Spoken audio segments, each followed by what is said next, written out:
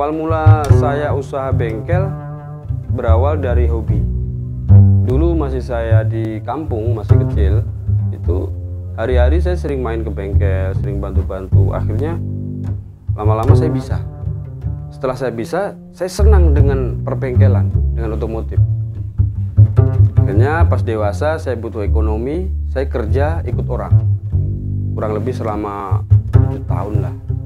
Setelah mendapatkan modal, alhamdulillah 2014 saya buka usaha sendiri, ngerintis kecil-kecilan. Tapi namanya orang usaha pertama pasti ingin ingin membuktikan saya bisa, saya mampu. Dari situ, berawal dari situ, saya pengen mengalahkan diri saya sendiri, wilayah, tetangga, sesama bengkel, sesama motor. Saya pengen merasa menjadi yang paling. Dari situ lahir arogansi. Saya harus punya bengkel gede, saya harus punya motor bagus, motor harus laju, balapan harus menang. Itu kan butuh modal. Nah, dari situ saya terjerumus di lingkaran itu jauh dari aturan agama. Saya ngambil riba, saya sering touring sana sini, minuman, macam-macam lah. Pokoknya semua kenakalan apapun itu kayaknya pernah saya jalani semuanya. Saya tidak memungkiri, saya tidak munafik, saya pernah.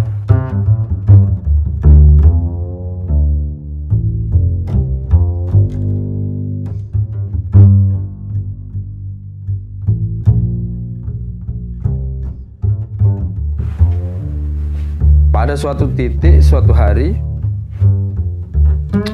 itu ada kejadian yang mengembalikan saya ke fitrah saya. Ada titik balik. Waktu itu saya kecelakaan. Nah, pas kecelakaan saya tidak sadar. Saya sering kecelakaan. Sebelum kecelakaan itu saya kecelakaan, bro, tidak apa-apa, bangga. Habis kecelakaan bangga, habis kecelakaan bangga. Iya, bahkan saya ceritakan ke teman-teman. Habis kecelakaan, habis tabrakan, pas nyeting motor atau pas apalah, adu banteng lah, pas nabrak mobil lah, nabrak truk. Saya lebih bangga. Saya merasa, saya jago, tabrakan enggak apa-apa. Saya nabrak mobil aja, pulang biasa-biasa saja. Tapi setelah kejadian malam itu betul-betul membawa perubahan buat diri saya. Habis kecelakaan, bro, saya tidak sadar. Pas tidak sadar itu, saya ngelihat sesuatu yang belum pernah saya lihat. Mengerikan, sangat menyakitkan.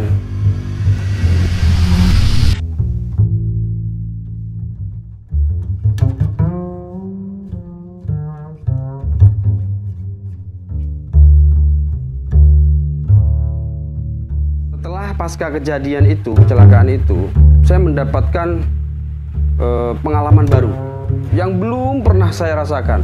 Saya merasakan takut, yang takutnya itu bukan takut-takut biasa.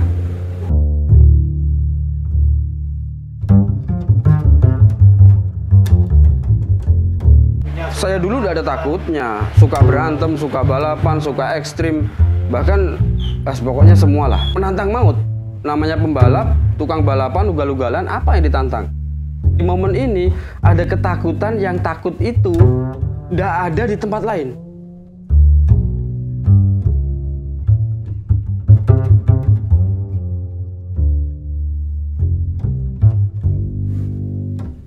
Luka bekas kelahi, luka bekas todongan itu nggak menyakitkan, nggak menakutkan bagi saya, biasa aja. Bahkan dipertontonkan. Bahkan saya pertontonkan, saya bangga.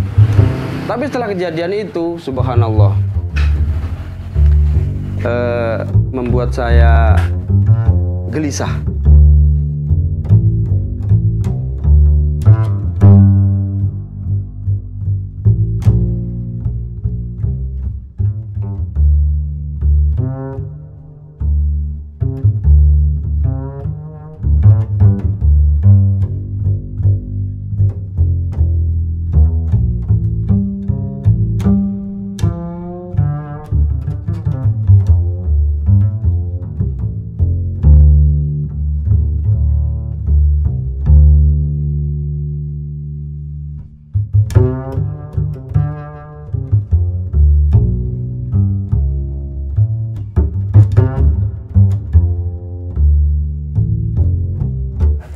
belum hijrah.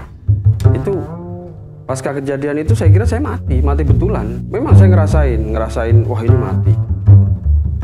Karena saya bisa ngelihat, aduh saya mati ini, ketakutan, betul-betul takut. Bahkan 3 hari pasca kejadian saya masih berpikir, saya hidupkah ini? Jangan-jangan saya sudah mati ini. Saya masih ragu-ragu, masih bingung dengan badan sakit, kram semua karena ada beberapa bagian tulang patah kan. Merasakan sakit, ragu-ragu, saya masih hidup kah? Bahkan setiap orang yang saya temuin, saya tanya, aku masih hidup kah? Gitu. Dan jawabannya konyol, ketawa mereka. Padahal itu jawaban pertanyaan serius itu. Saya pengen dijawab dengan serius, tapi mereka menganggap konyol karena sebelumnya saya itu terkenal sering kelahi, sering kecelakaan, sering jatuh, sering insiden pokoknya. Tapi setelah kejadian itu betul-betul. Habis saya sembuh, alhamdulillah, saya gelisah, saya bingung. Saya sering berpikir, saya cenderung pendiam. Yang dulunya saya war-wer kemana-mana, bawa teman. Ini saya sendiri, diem aja. Saya berpikir, kok begini ya? Dari situ titik balik saya berpikir.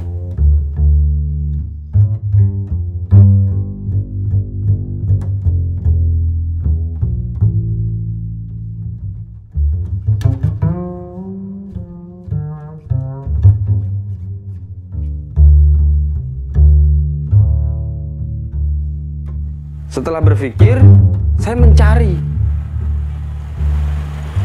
jawaban dari pertanyaan untuk apa saya hidup. Dan nanti setelah saya mati, saya kemana? Kalau begini terus, saya mati, saya tahu sudah.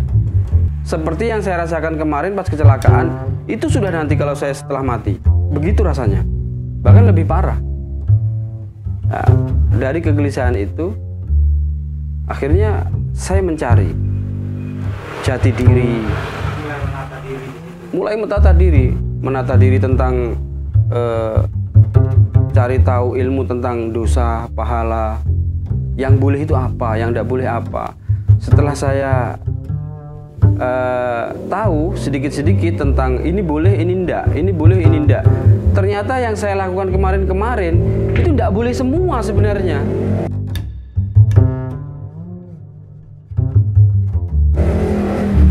Itu melanggar aturan semua.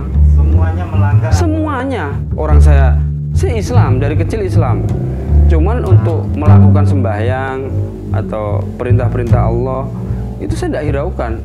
Pokoknya tidak bisa diatur, tidak pakai aturan, semau-mau saya. Ya menyesal sekarang. Aduh. Tapi ada penyesalan. Tapi begini, saya paham, semua orang punya masa lalu. Semua orang punya masa lalu. Dan masa lalu itu, kalau diceritakan sekarang, itu sudah menjadi ketetapan Allah. Masa depan, nah di situ baru. Dari titik ini ke depan, ini pilihan kita.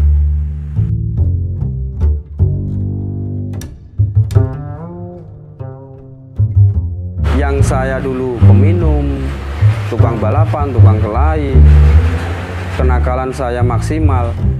Kalau ceritanya sekarang, hal-hal kemarin itu semuanya sudah ketetapan Allah sudah. Memang jalan saya begitu. Dari situ, alhamdulillah saya dapat hidayah. Dipertemukan dengan orang-orang yang mengajak saya dekat kepada Allah. Ngasih tahu syariat, aturan, yang benar tuh begini tidak boleh, harus begitu. Alhamdulillah Allah mempertemukan saya dengan orang-orang yang membawa saya lebih dekat kepada Allah. Itu yang saya syukuri saat ini. Semuanya saya tata. Saya setelah ketemu orang-orang yang mengajak saya kepada Allah, saya mengikuti dan saya tunduk. Tunduk dalam artian berpikir, bukan tunduk dari hati. Kalau tunduk dari hati, itu namanya doktrin, dogma. Tapi saya berpikir, di situ saya diajarin, ini loh yang benar, ini loh yang salah.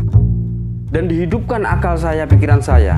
Ambil keputusan lewat proses berpikir. Ini benar atau salah? Kalau salah tinggalkan, kalau benar laksanakan. Dari situ saya menata diri. Apa-apa yang dulu salah, saya perbaiki. Yang baik, saya teruskan, saya maksimalkan. Termasuk bisnis, termasuk keluarga, persaudaraan, teman, lingkungan, semuanya. Waktu kejadian saya kecelakaan, itu besar-besarnya riba. Saya bank itu ada 4 lubang besar-besar. Semua dilepas? Semua saya lepas, saya stop. Saya dari dulu paham riba dosa. Tapi yang saya pahami waktu itu, efek riba, dosa riba itu tidak mengerikan. Biasa, seperti kita meninggalkan puasa, seperti kita makan barang-barang yang tidak boleh dimakan. Itu kan dosa-dosa ringan kan? Bisa ditobatin, selesai. Pemahaman saya begitu. Tapi setelah saya dapat pemahaman yang benar bahwa riba itu efeknya mengerikan, dosanya besar. Bahkan dosa terbesar riba itu seperti menantang Allah dan Rasulnya untuk berperang.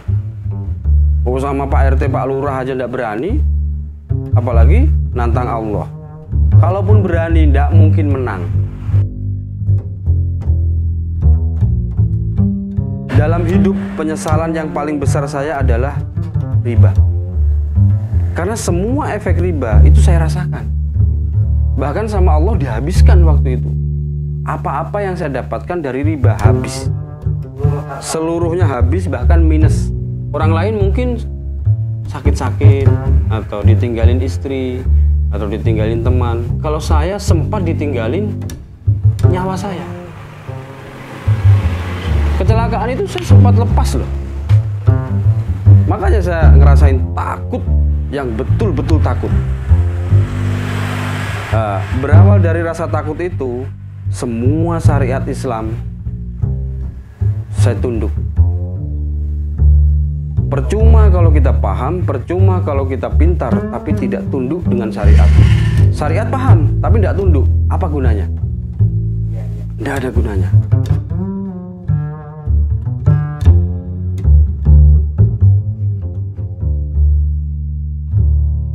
Pertama, lakukan dan tunggu azab dari Allah. Riba terus tidak apa-apa. Tidak ada yang larang. Di dunia ini siapa yang berani ngelarang riba? Tidak ada. Bahkan negara pun tidak melarang kok. Bebas, terserah.